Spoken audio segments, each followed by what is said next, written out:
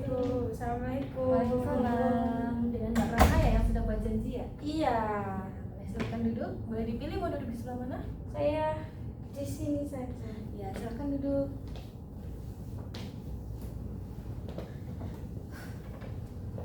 Oke, bagaimana? Sudah nyaman tempat duduknya Mbak Rona? Sudah. Oke. Sebelumnya perkenalkan, nama saya Safina Sufaria. Teman-teman biasa memanggil saya Ibu atau Kak Vina. Mbak Rona bisa panggil saya Ibu atau Kak Rona juga. Kak Vina juga. Tadi sebelum dari kesini habis dari mana nih Mbak Rona? Jadi habis makan sama ayah sama kakak saya. Soalnya mereka lagi di Malang sekarang. Mbak Rona ini aslinya mana? Saya asli Kediri, Bu. Kediri kota. Oh, berarti kaum peh ya ini ya? Peh banget kalau gitu. saya. Oke. Berarti ini habis quality time ya bersama keluarganya ya? Iya. Oke. Berarti ini sudah makan ya Mbak Rona ya? Enggak sudah. Sebelumnya bagaimana nih kabarnya hari ini Mbak Rona? Hari ini bahagia ya Bu, soalnya tadi kan bertemu ayah dan kakak yang akhirnya menambahkan uang saku ke saya hari ini. Oke. Sebelumnya Mbak Rona sudah pernah melakukan konseling? Belum, ini yang pertama. Oke, sebelumnya saya jelaskan sedikit ya Mbak tentang apa itu konseling. Jadi di sini saya sebagai konselor bertugas untuk memfasilitasi Mbak Rona dan untuk membantu menyelesaikan permasalahannya Mbak Rona, tetapi semua keputusan tetap ada di tangan Mbak Rona sendiri. Gitu. Dan untuk konseling sendiri itu ada yang namanya asas kerahasiaan Mbak. Jadi Mbak Rona tidak perlu takut untuk permasalahannya ini takut tersebar kemana-mana. Jadi di sini yang akan mengetahui permasalahan Mbak Rona itu hanya saya dan Mbak Rona. Jadi ketika Mbak Rona keluar dari permasalahan ini, permasalahannya juga tidak akan ikut keluar. Hanya saya dan Mbak Rona saja yang tahu. Seperti itu. Oke, untuk durasi sesi konseling kali ini kita cukupkan selama 30 menit. Apakah itu cukup Mbak Rona? Cukup. Nantinya kalau memang permasalahan Mbak Rona dalam sesi konseling kali ini belum terselesaikan atau belum terpecahkan, nanti kita bisa atur jadwal kembali. Apakah bisa disepakati Mbak Rona? Bisa ya. Mungkin bisa diceritakan bagaimana perasaan Mbak Rona?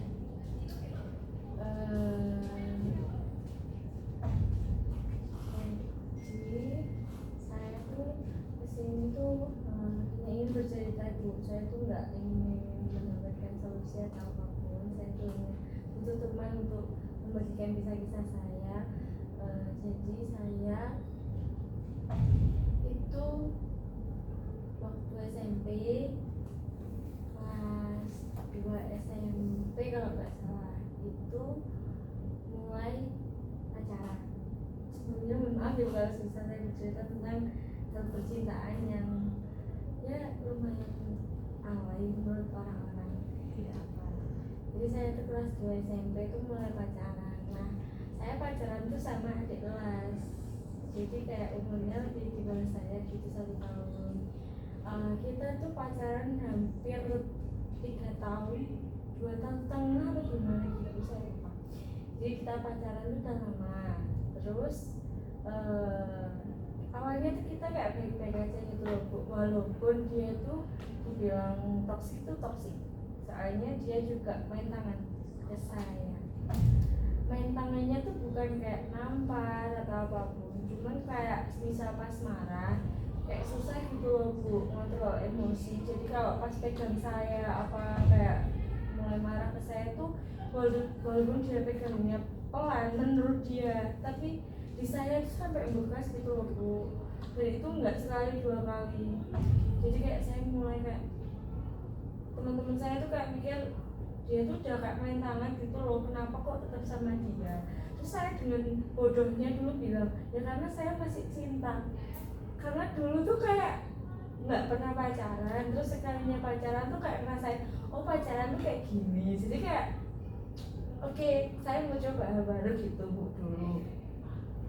Terus kan selama pacaran sama dia tuh kayak sering main, kita juga sering quality time bareng. Kayak saya juga kenal ke orang tua dia tuh prinsipnya kalau dia punya cewek dibawa pulang, jadi langsung dikenalkan ke kedua orang tuanya. Kalau saya kan strict parents ya Bu ya, jadi kayak apalagi saya tuh anak perempuan satu-satunya plus cucu perempuan pertama, jadi dari pihak keluarga itu kayak strict banget ke saya. Kayak saya mau ngapain dikit tuh kalau semisal menurutnya mereka salah tuh nggak boleh. Jadi kayak di diri saya tuh kayak takut gitu mau mengenalkan seseorang, mau tak bawa ke rumah takut banget. Jadi saya tuh selama pacaran 2 tahun setengah itu gak pernah sekalipun ngenalin dia baik ke orang tua saya ataupun ke kakak saya. Saya kan punya kakak ibu ya, jadi saya nggak berani ngenalin dia. Soalnya ya itu, kalau menurut temen-temen saya tuh udah enggak, jadi emang enggak. Saya kan ada pepatah bilang kalau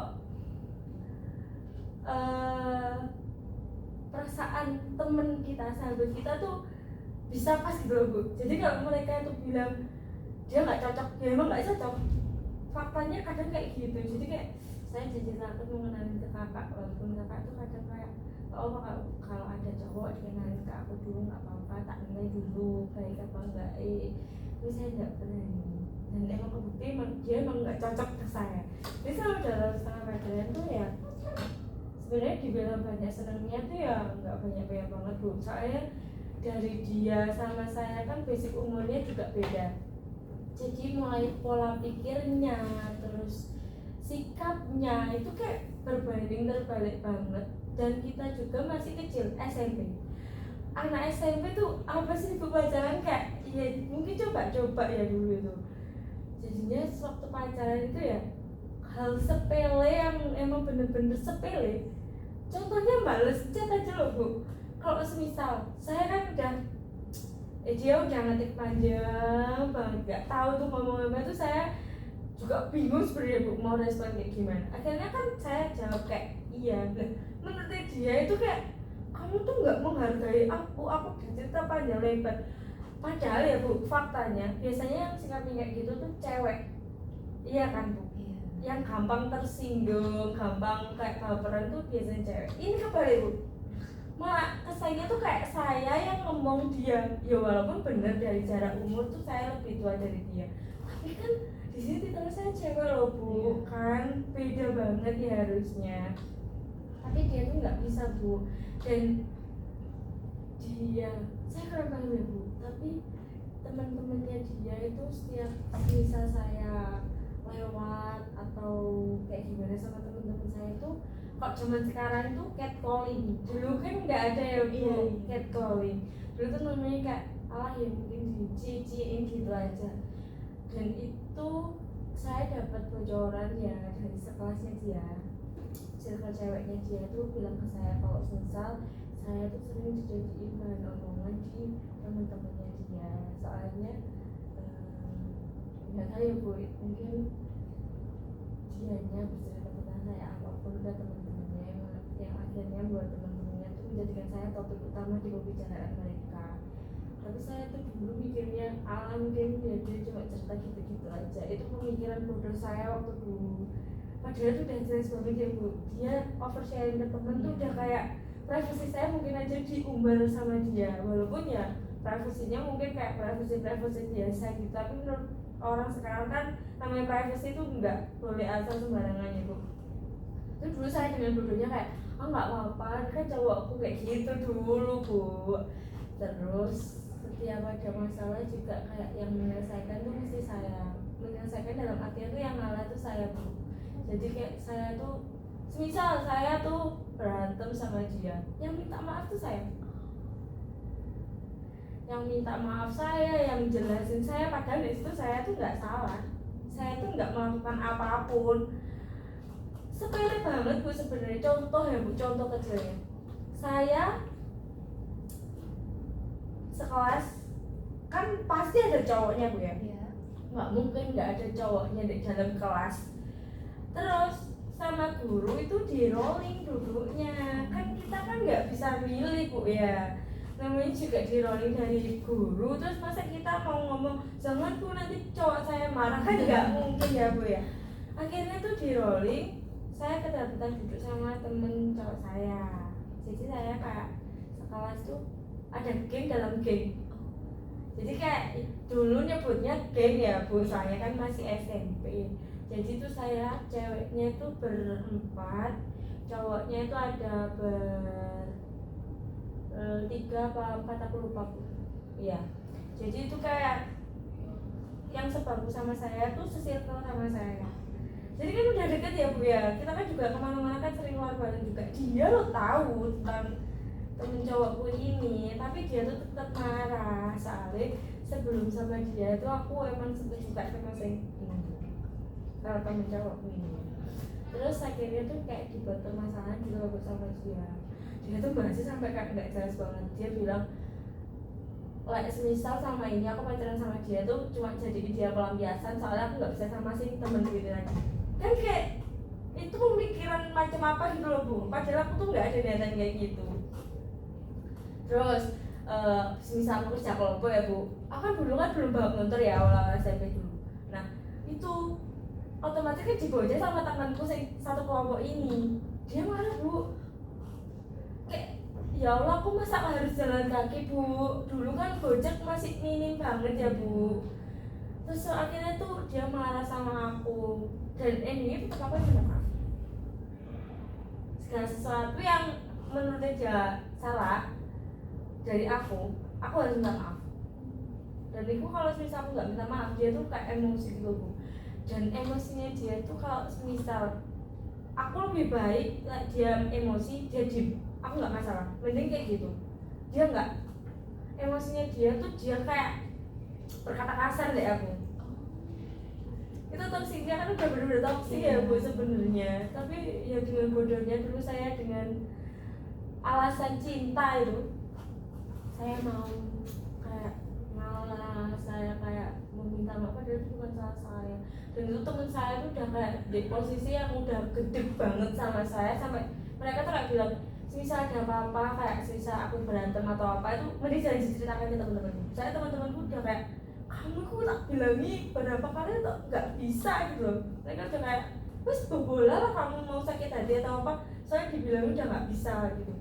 Jadi ya itu akhirnya tuh kayak saya tuh kayak masih dibutakan gitu loh Bu. Jadi teman-teman saya tuh kayak masih emosi ke saya. Dulu kan ya namanya masih SMP Bu ya, masih labil-labilnya juga. Jadi Oke, berarti di sini permasalahannya masa lalu ya Mbak ya. Jadi Mbak Rona ini punya cowok, maksud saya mantan gitu ya. Nah di sini mantannya ini bisa dikatakan perlakuannya lumayan kasar ke Mbak Rona, karena ketika dia emosi dia tuh kalau memegang Mbak Rona itu agak dikencengin gitu ya, yang menurut dia tuh nggak sakit, nggak kenceng, tapi menurut Mbak Rona itu kenceng, dan Mbak Rona sendiri merasakannya sakit gitu ya Mbak Rona ya. Lalu apa lagi nih Mbak ceritakan? Kan dari perlakuan dia yang kayak gitu, saya kan masih kayak mencoba kayak menerima gitu kan Bu. Dan itu kejadiannya tuh itu awalnya pacaran tuh dia nggak kayak gitu. Nggak tahu kenapa, mungkin kayak doktrin dari omongan teman-temannya. Soalnya saya sama teman saya sini emang bener-bener deket banget. Dari pihak orang tua kita juga tuh kayak udah saling kenal gitu loh Bu. Jadi kayak saya nggak ada canggung banget sama anak-anak ini. Bahkan kayak kantin ada juga berdua, tapi kantinnya kan temennya Bu ya. Bisa saya mau deh kantin berdua gitu loh Bu, beli makan lah rasanya. Dia marah Bu, padahal sih mau beli makan Bu, cuma jalan dempetan gitu aja. Juga ada dempet gini enggak Bu? Iya ada celah, cuman bareng gitu ke kantinnya. Dia marah. Terus akhirnya ya udah, puncak-puncaknya itu dia mulai aneh itu mau skal. Karena SMP ada skal. Nah, saya kan 1 tahun lebih tua kan, otomatis kan udah skal duluan. Nah, di skal itu emang saya salah sih Bu. Soalnya, tapi dia nggak tahu Bu, cerita ini tuh hanya saya tahu sama teman-teman saya, dia nggak tahu. Jadi sama sekali itu saya tuh deket sama sih teman saya yang gila juga yang saya cerita kalau misalnya saya suka sama dia itu juga di sana tuh kita kayak di baru-baru tuh bareng terus tapi dari aku sama dia tuh nggak ada kayak aku suka kamu nggak ada cuman ya kayak lebih deket aja gitu sama saya sekarang terus sama temen-temenku tuh sampai dibilang kayak gini kan berdua lu cocok kenapa nggak pacaran padahal di situ aku udah punya pacar tapi teman-temanku yang sangat menentang dengan cowokku itu bu mereka malah mendukung aku sama si temenku ini tadi itu kan nggak bisa ya bu ya takutnya nanti pikiran saya ya kalau misalnya kita pacaran sama teman kita bener bu bisa pacaran ya kan udah tuh kalau bisa pacaran satu circle kan enaknya kalau keluar kan tetap bareng-bareng tapi resikonya kan semisal kita ada problem kita putus kan dampaknya kena satu circle bu sing harusnya itu masih bisa temenan itu malah kepecah belah malahan saya takutnya kayak gitu karena itu kayak saya menghindari banget pacaran satu circle waktu itu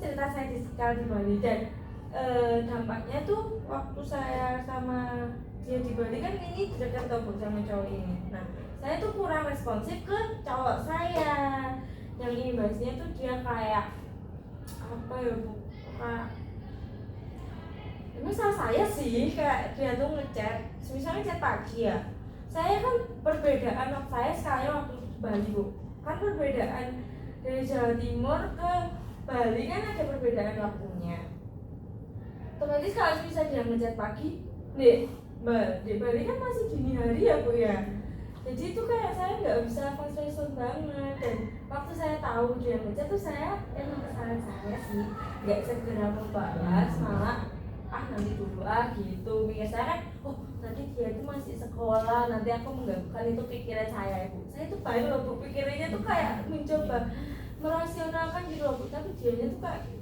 aku sekolah udah berusaha ngabarin kamu ngechat kamu tapi kamu nggak ada niatan balik nanti misal aku ngabarin dia kan fokus HP nanti dimarahin dia sama guru kan pikiranku gitu ya bu tapi dia nangkapnya beda lagi dan itu kayak dia tuh langsung kayak negatif thinking kamu udah sadar sama cowok kayak gitu bu padahal aslinya iya tapi aku jawab deh dia tuh enggak aku mau deket sama siapa aku bilang gitu jadi selama di Bali selama 3 hari itu memang aku dibilang lost kontak itu enggak bu cuman emang slow respon banget ke dia terus pulang dari Bali itu ya udah ya kan biasa bu aku ya keluar sama dia terus di sekolah juga ketemu nggak ada yang berubah ya yang berubah cuma di Bali aja itu sepulang dari Bali pun aku tetap janji aku gitu bu terus waktu itu dia juga sekarang gantian dia yang sekarang tahun berikutnya soalnya nah itu kan aku udah kelas 9 ya bu itu aku udah kayak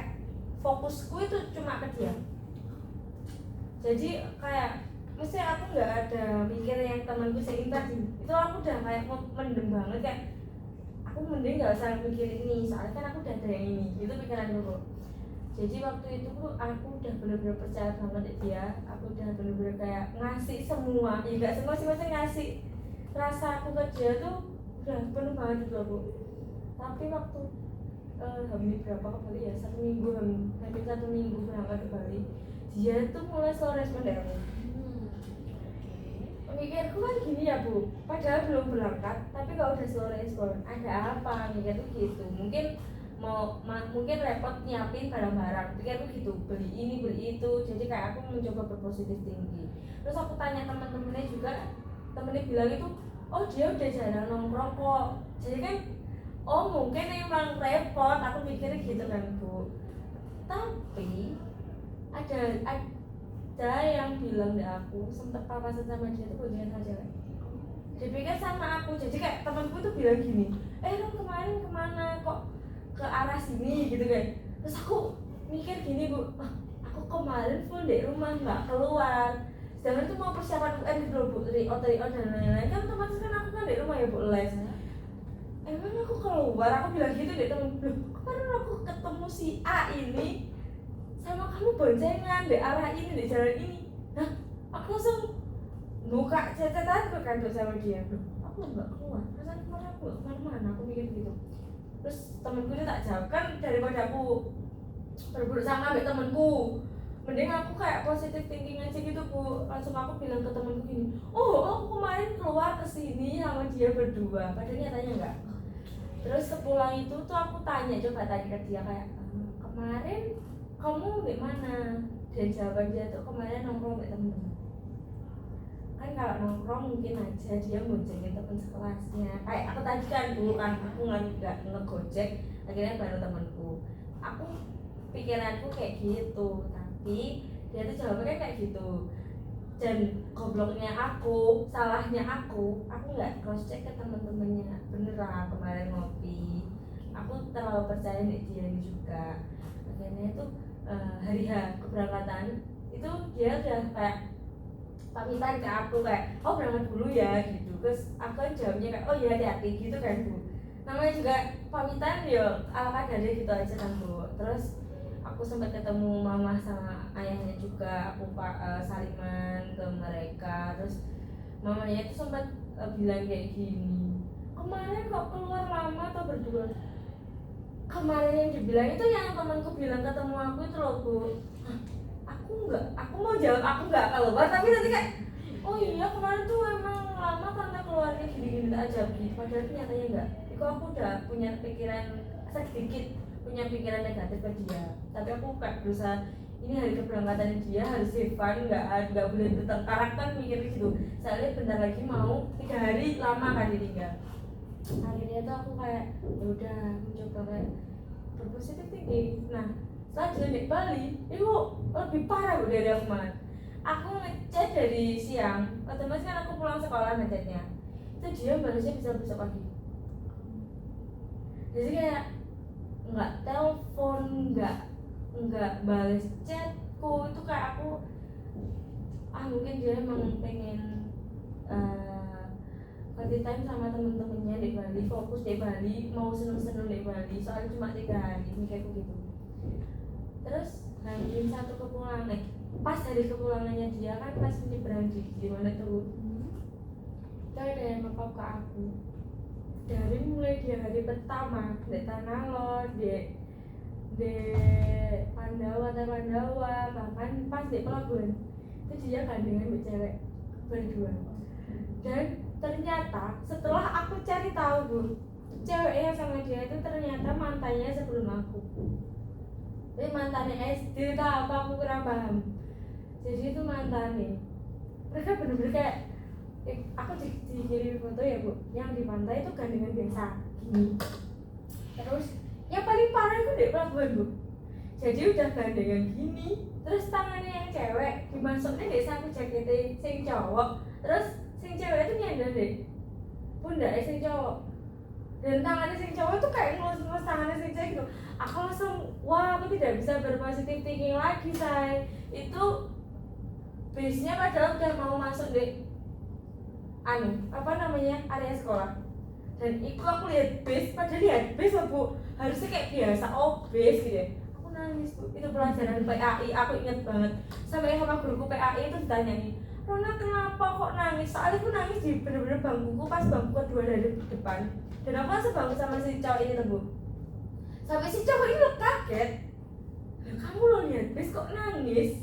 Ya aku gak bisa jawab, aku gak bisa ngomong apa-apa. Aku cuma nangis kayak nutup mata gini, ya Allah gini banget. Saya itu pertama kali pacaran plus pertama kali diselingkuhin. Jadi kayak rasanya itu campur aduk banget gitu loh Bu. Terus akhirnya aku belum berani cerita, jadi aku buka HP itu aku sendiri, nggak cerita ke teman-temanku, bener-bener tak keep sendiri. Puncaknya aku nangis itu.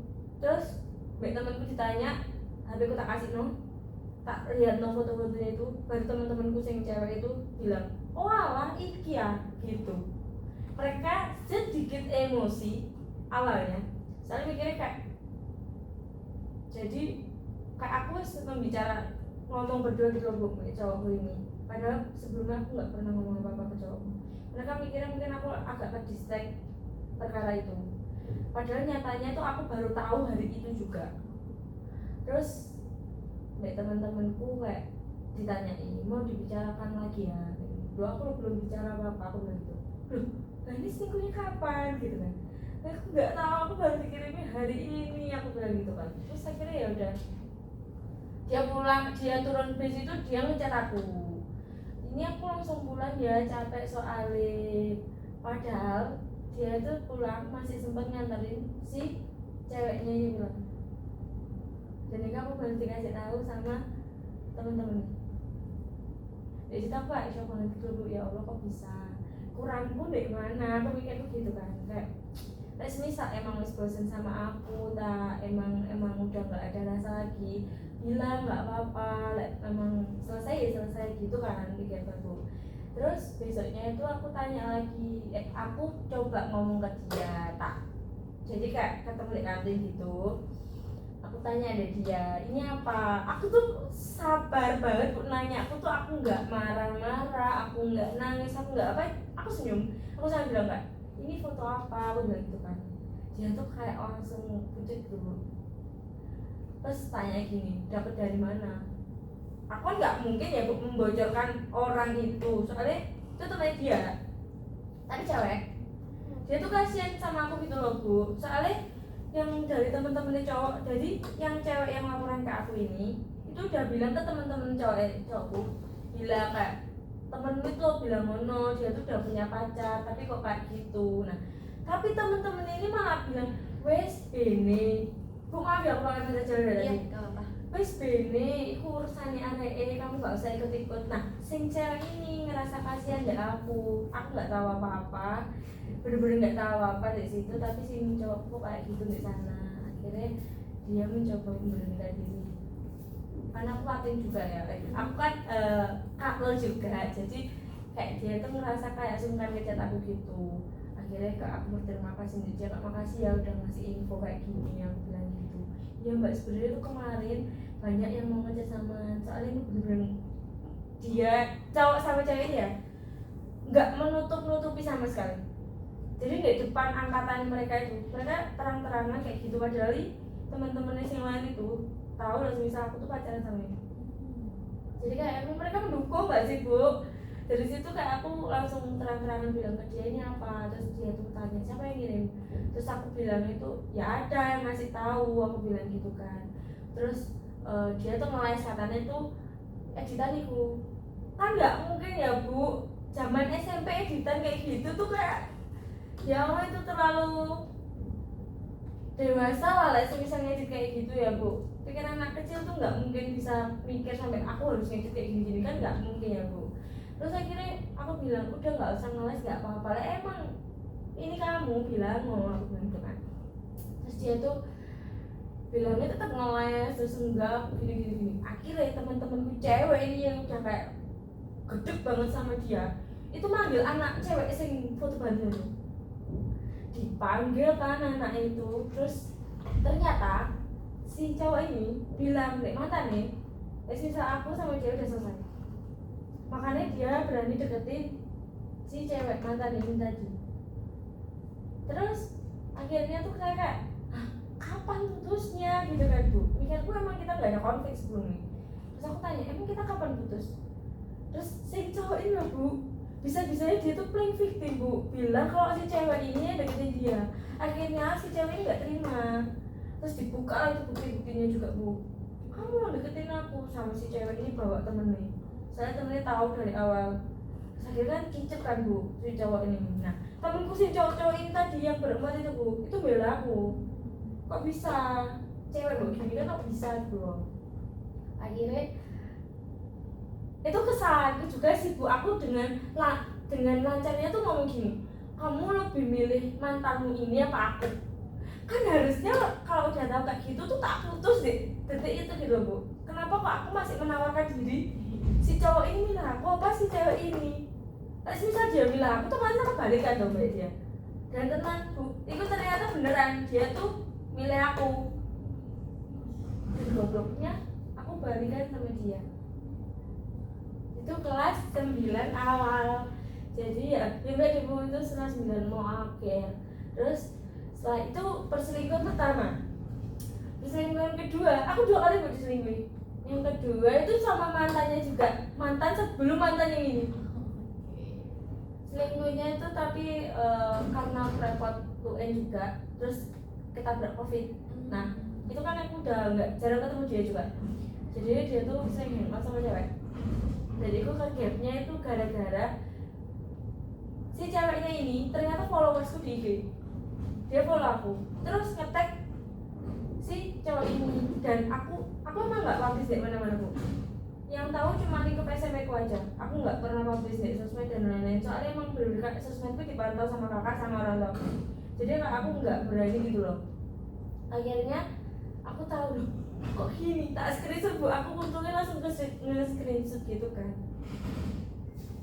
Terus setelah itu buktinya itu langsung tak kirim ke dia. Ini apa lagi? Kayak aku udah capek banget gitu loh bu, ngadepin tingkahnya dia itu. Soalnya dari setelah kejadian selingkuh pertama itu, sikapnya dia ke aku tuh makin bu. Dia nuduh aku selingkuh, dia nuduh aku misal baca lama, dia tuh langsung nuduh kalau aku selingkuh. Terus kalau misal aku nggak ngebolehin dia pinjam HP-ku, itu dia langsung nuduh kalau misal ada yang tak sembunyiin di HP-ku. Padahal nggak ada apa-apa, emang aku nggak mau minjemin HP aja. Terus akhirnya dari situ kan dia udah kicep kan bu. Saya emang itu ngetara banget ya dia selingkuh, nggak bisa diganggukan. Tapi bodohnya aku lagi, aku masih mau terima dia lagi. Setelah tak terima itu, jangan bu, COVID dan lain-lain, akhirnya PPDB SMA. Aku masuk lah SMA negeri.